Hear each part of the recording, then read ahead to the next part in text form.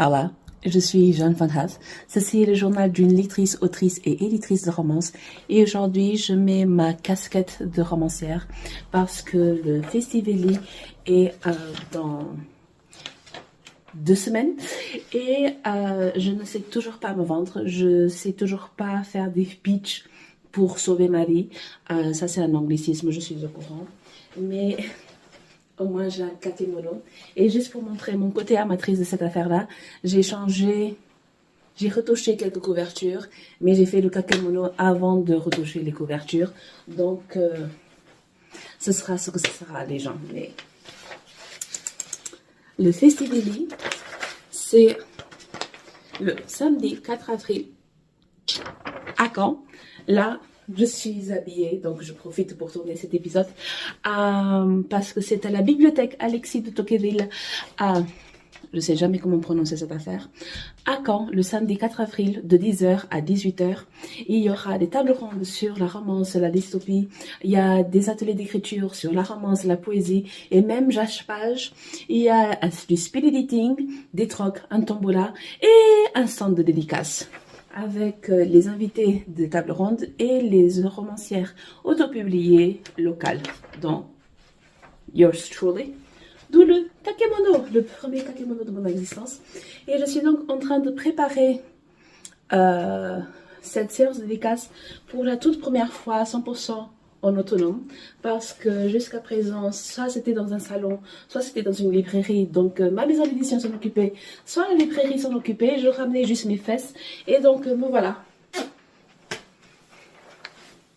Je suis là.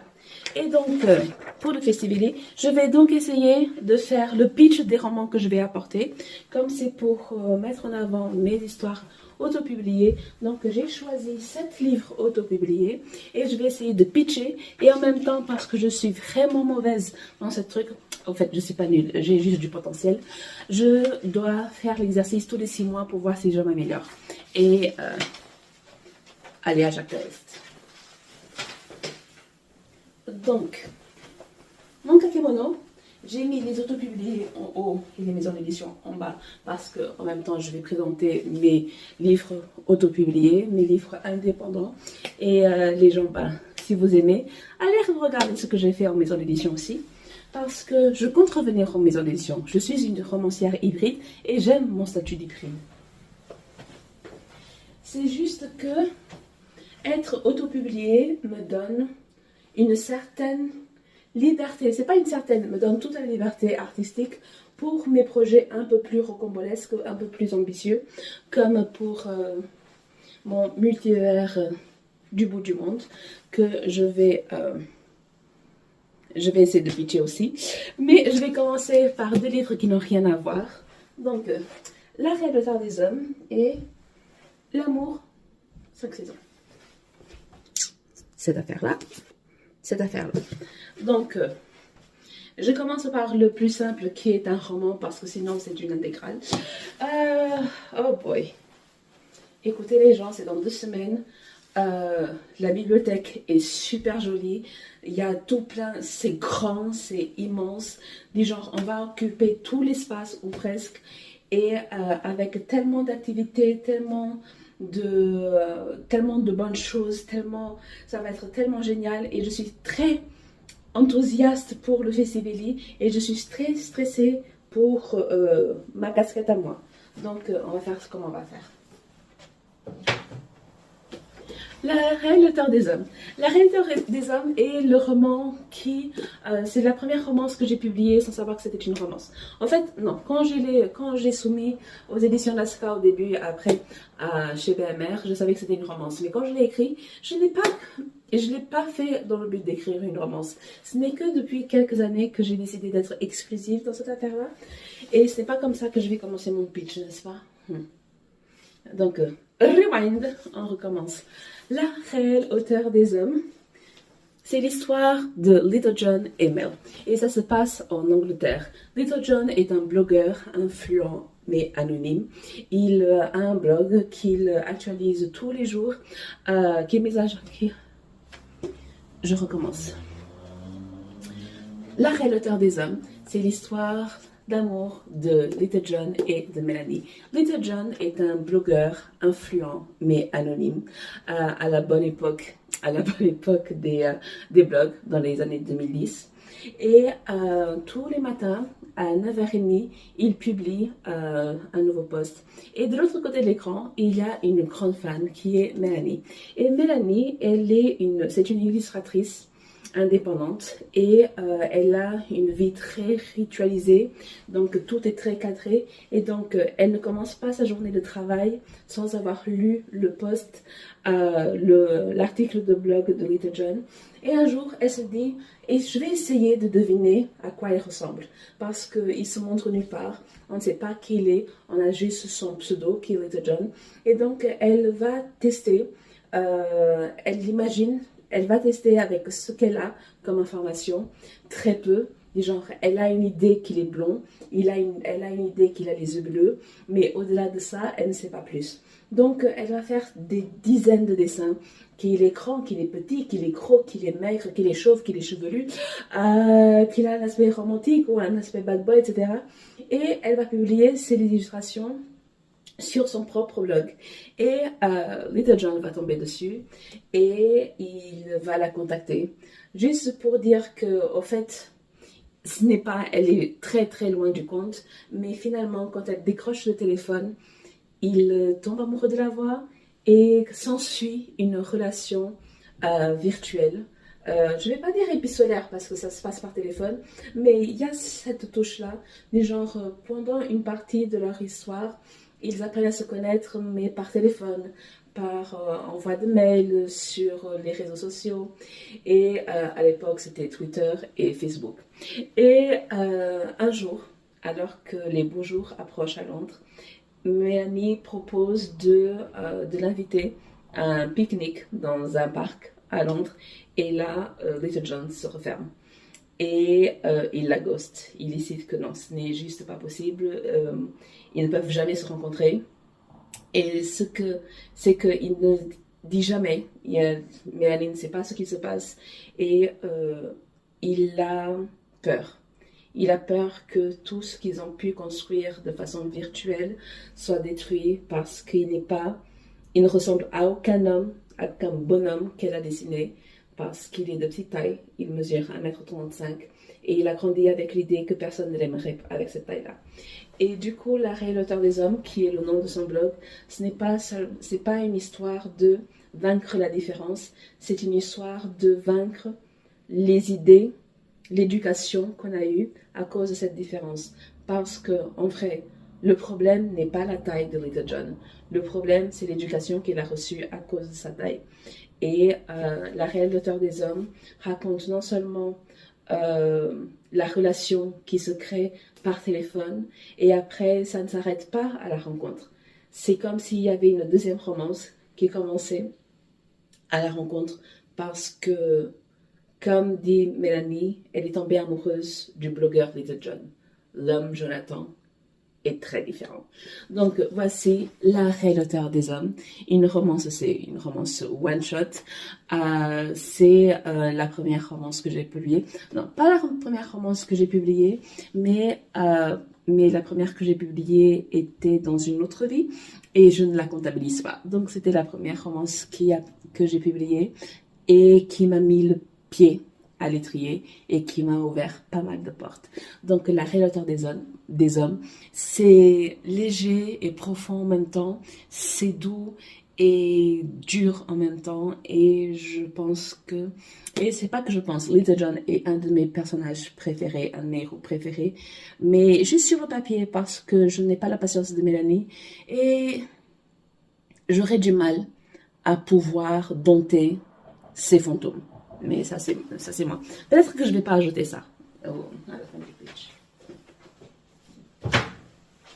Dans le même univers que La Réelle des Hommes, il y a L'amour en 5 saisons. Et L'amour en 5 saisons, c'est l'intégrale. Ce sont 5 novellas avec 4 sœurs.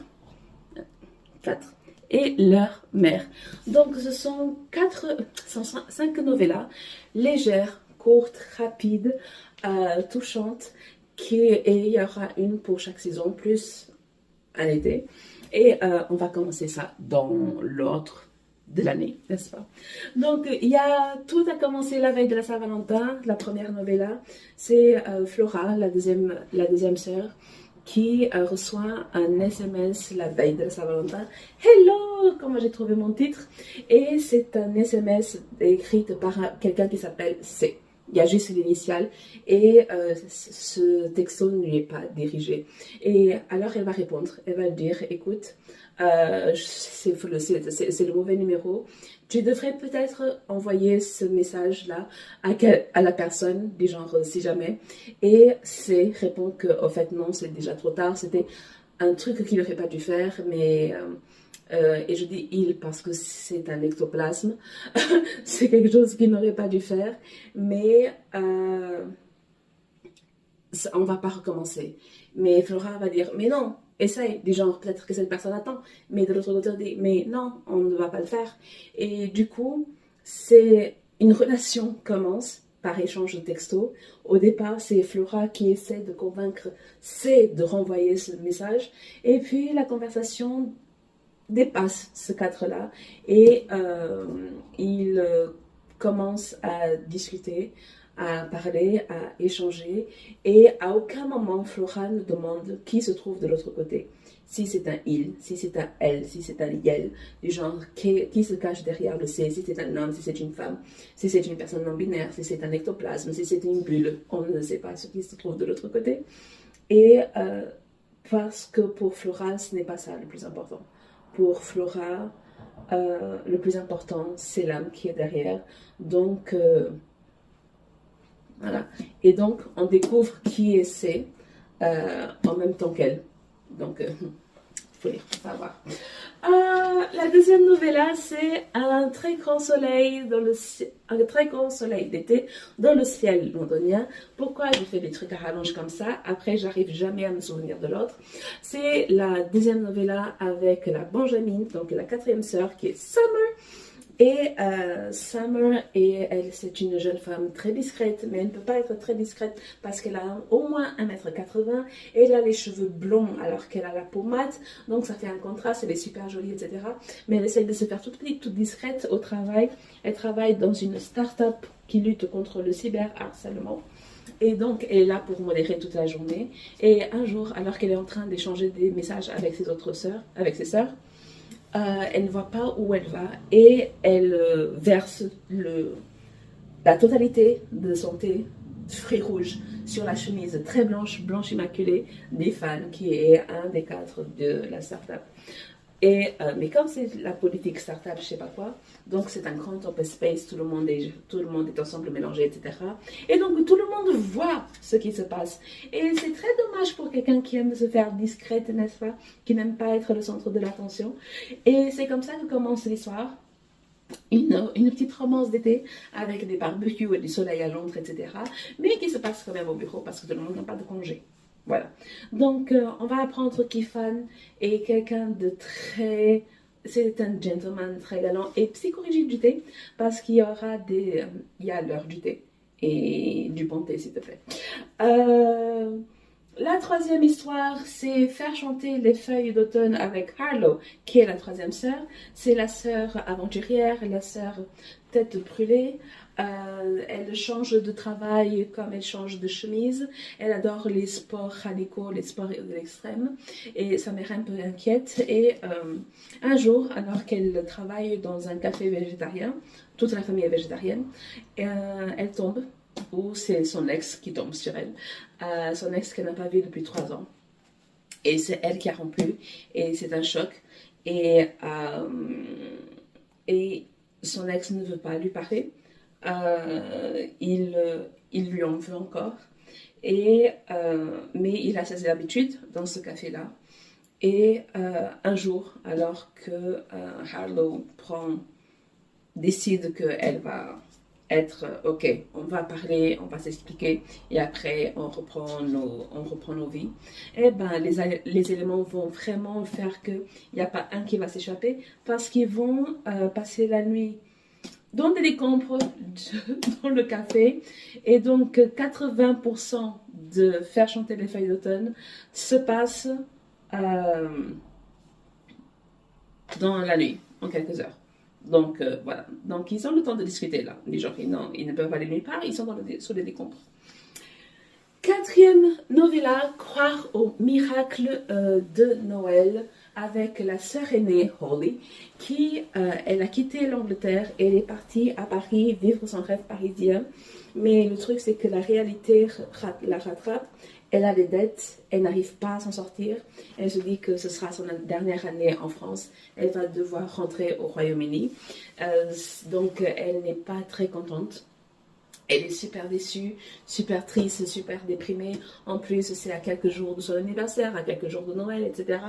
Elle ne va pas pouvoir rentrer. Elle n'a pas les moyens de rentrer pour passer Noël avec ses sœurs et sa mère. Et elle croise encore le chemin, la route du frère de son voisin, Tim, qui est dans le coin. Et Tim il fait des travaux chez lui, donc il squatte chez son frère. Et Tim est quelqu'un d'extrêmement frustrant, très irritant, parce qu'il est super optimiste. C'est comme un livre de développement personnel sur jambes. C'est bipède cette affaire-là. Il a toujours une devise, il a toujours une maxime, il a toujours un truc de motivation. Mais parfois, les gens, on veut être déprimé tout seul, tranquille, quoi. Laissez-nous déprimer dans notre coin. Et Tim, il ne veut pas que Holly déprime. Et donc, c'est vraiment un Grumpy and Sunshine.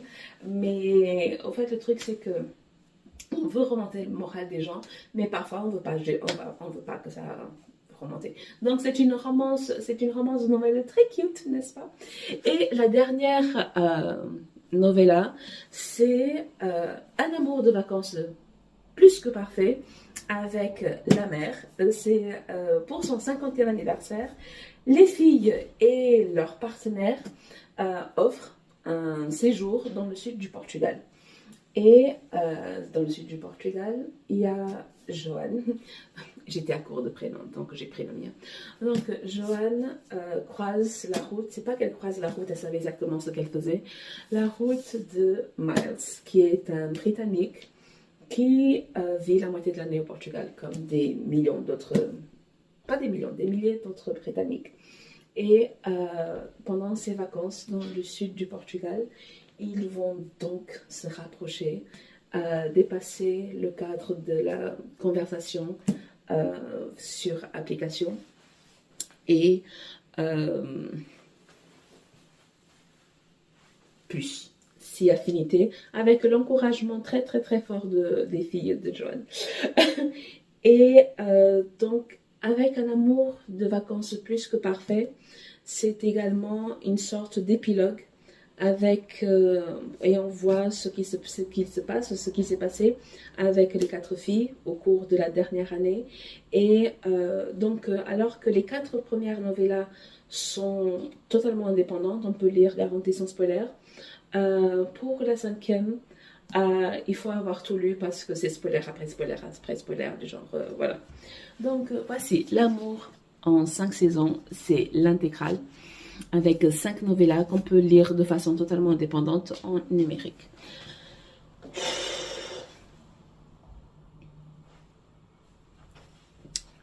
Je reviens dans un autre épisode pour le bout du monde.